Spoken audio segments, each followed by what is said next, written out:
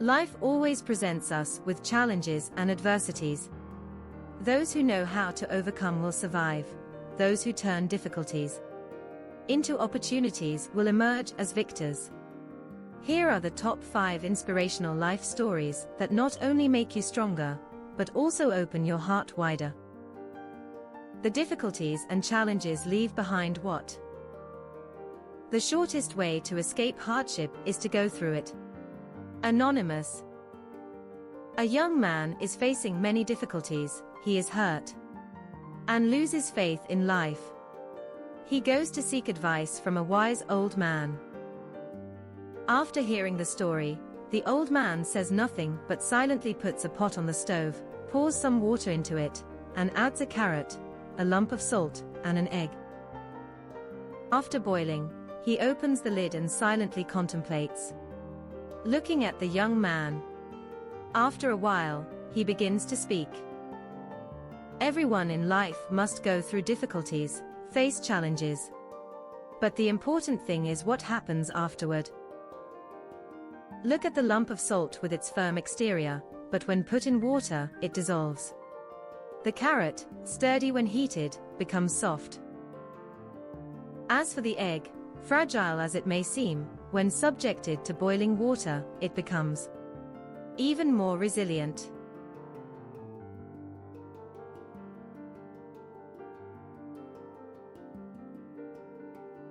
A challenge can also become a golden opportunity when you know how to grasp and turn it around. Anonymous.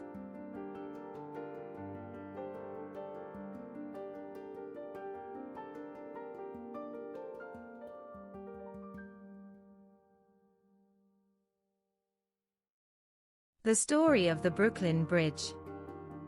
Never, never, never give up. Winston Churchill. The Brooklyn Bridge, spanning the river between the two cities of Manhattan and Brooklyn, is truly a marvel of engineering. In 1883, an imaginative engineer named John Roebling was filled with excitement when he conceived the idea of building a grand bridge connecting these two cities. However, when he presented this bold idea, not a single bridge expert was willing to collaborate with him. They thought he was crazy and advised him to abandon the idea, as it was deemed impossible to build such a bridge. Undeterred, he went home to convince his son, Washington, also a promising engineer, that it was possible to construct such a bridge.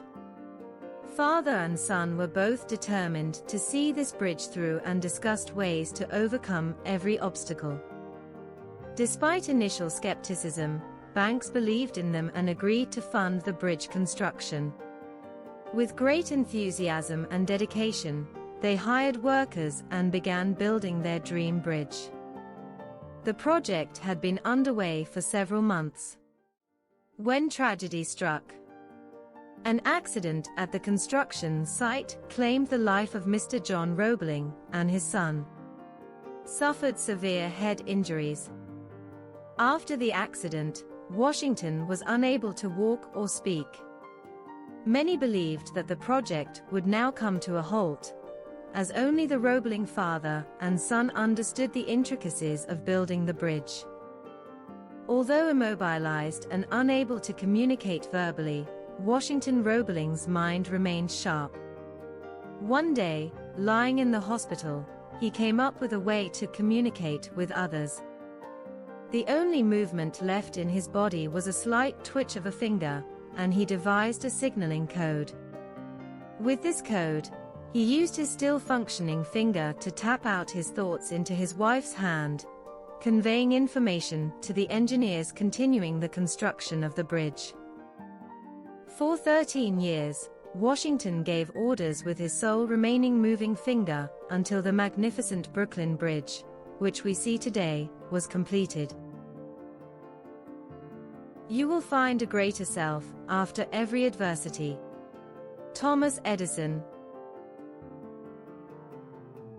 Despite being unable to walk or speak, Washington did not give up on completing the Brooklyn Bridge.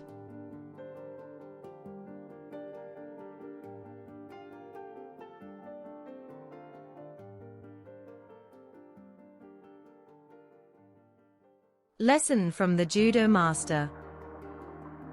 Much of happiness or unhappiness is determined by your character, not by circumstances. Martha Washington. At the age of 10, a determined boy decided to learn judo despite losing his left arm in a car accident. He began studying judo under a Japanese martial arts master. Believing he had been diligent and progressed well in his training, the boy was puzzled when, after 3 months, the master only taught him a single judo move. Finally, unable to contain his curiosity, the boy asked the master, "Sensei, can't I learn other judo moves?" The master replied, "This is the only judo move I am teaching you, and it's the only one you need to learn." Though not fully understanding the master's words, the boy trusted him and continued training.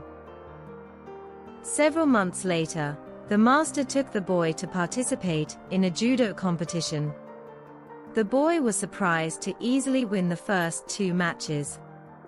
The third match proved more challenging, but after a while, his opponent lost patience with the continuous attacks. The boy skillfully used the single judo move and emerged victorious. Still not fully comprehending his success, he confidently entered the final match. This time, his opponent was a taller, stronger, and more experienced judoka. In the early stages of the match, the boy continuously took hits and was completely dominated. Concerned for the boy's safety, the referee signaled to end the match early, but the master disagreed. "Let him continue," the sensei insisted. As the match resumed, the opponent made a serious mistake, underestimating the boy and letting his guard down. Immediately, the boy used his unique judo move to throw the opponent to the ground and secure a tight hold. The boy became the champion. On their way back, the master and the boy reviewed the various moves used in each match.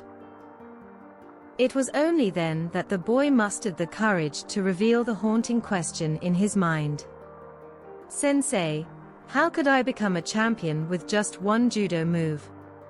"You won for 2 reasons," the master replied. "Firstly, you almost mastered one of the riskiest and most effective moves in this martial art.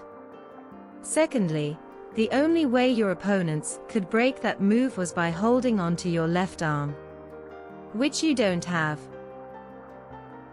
Sometimes, someone's weakness becomes their strongest fortitude. Having an advantage is good, but turning a disadvantage into an asset is truly miraculous. Believe in yourself, you can achieve anything. Turn adversity into opportunity to achieve something even better. Will Jolly.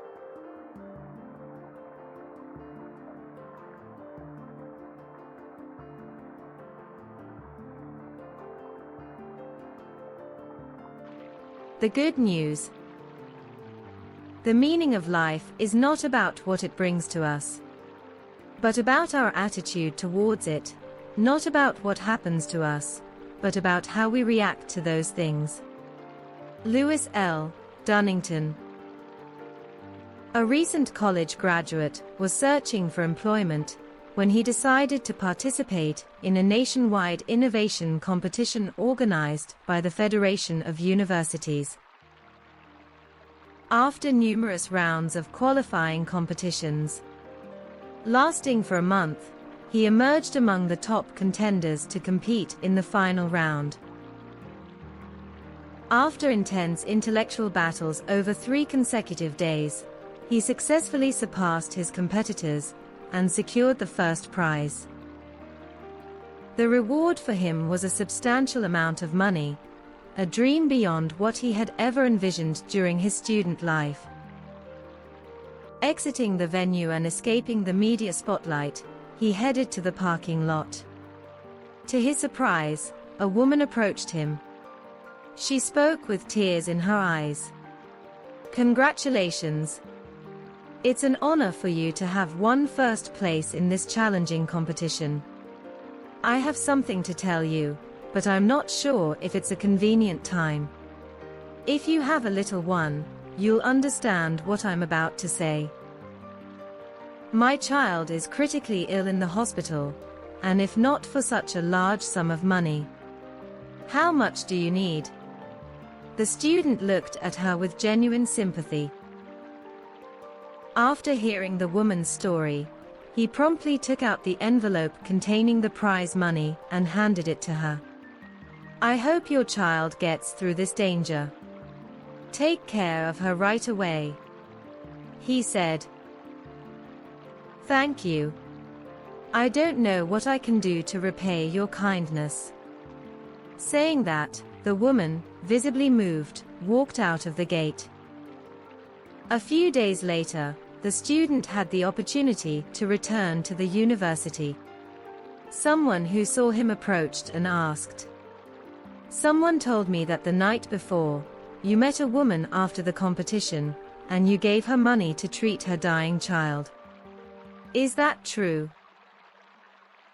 The young man nodded in confirmation. "Then I have to inform you of this so you know. She is a real scam artist. She doesn't have any child on the brink of death. You've been deceived, my friend." A moment of silence, then the young man asked again, "Is it true that no child is seriously ill, right?" "That's right. I guarantee it," the man affirmed. "Oh, that's the best news I've heard all day," the young man said. He added, "Let's celebrate, because no child has to die."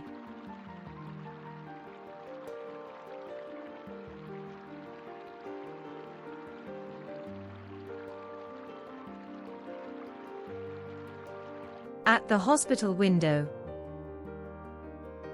The noblest art is that of making others happy silently. Anonymous. Two seriously ill men shared a hospital room. One had a lung condition, and the other was paralyzed on one side. Every noon, the man with the lung condition had to sit up for about an hour to help his lungs dry. His bed was next to the only window in the room. The paralyzed man spent his days lying down. They often talked for hours about their families, friends, and life. Together, they reminisced about the memories of their military service. Every noon, when the man with the lung condition sat up by the window, he would entertain his roommate by describing what he saw outside. Through his vivid storytelling, the bedridden man on the other side felt as if he were living in a world of countless colors and wonders beyond the window frame. There was a lush green park, with a clear blue pond, dreamily inhabited by a flock of swans gracefully gliding around. The paralyzed man cherished these daily narratives, finding solace in the beautiful scenes painted by his roommate's words. The stories transported him from the confines of the hospital room to a world of serenity and beauty. One day, the man with the lung condition became silent. The paralyzed man, realizing his friend's absence, looked over and discovered that he had passed away in his sleep. Feeling a deep sense of loss, the paralyzed man requested to be moved to the bed next to the window. The nurses complied, thinking it would bring him comfort in his grief. As he lay there, propped up to see the outside world, he eagerly looked out the window. To his surprise, all he could see was a brick wall. Perplexed, he turned to the nurse and asked, "Why did he describe such beautiful things to me every day?" There's only a brick wall out there." The nurse gently responded, "He must have wanted to bring joy and beauty into your life, to make your days brighter." The window faced the hospital courtyard, not a park. Touched by the selfless act of his late roommate, the paralyzed man continued to face the window every day, drawing comfort from the memories of the picturesque world that existed only in his imagination. Next to them, children were floating paper boats on the calm surface of the lake. Couples walked hand in hand, strolling around the bed of vibrant red roses. Everything resembled a dreamy painting full of colors. While the patient near the window enthusiastically narrated, on the other bed, his friend lay with dimmed eyes, imagining a scene as beautiful as a dream. On a warm afternoon, the patient by the window recounted a military parade taking place outside. Although he couldn't hear the marching band playing the parade anthem, the paralyzed man on the other side could still envision the majestic scene. Days quietly passed by. One warm morning, as usual, the attending nurse brought water to them and noticed the patient near the window lying motionless. He had peacefully breathed his last in his sleep the night before. After the passing of his friend, the paralyzed man requested to be moved to the bed by the window. On the new bed, struggling with pain, he found ways to prop himself up and began gazing out into the world. However, all he saw before him was a blank white wall. Much later, he learned the truth. His departed friend had been blind, unable even to see that indifferent wall. What the paralyzed man desired was to bring joy and comfort to his friend. In the end, the essence was not in the external view, but in the shared imagination and the attempt to uplift each other.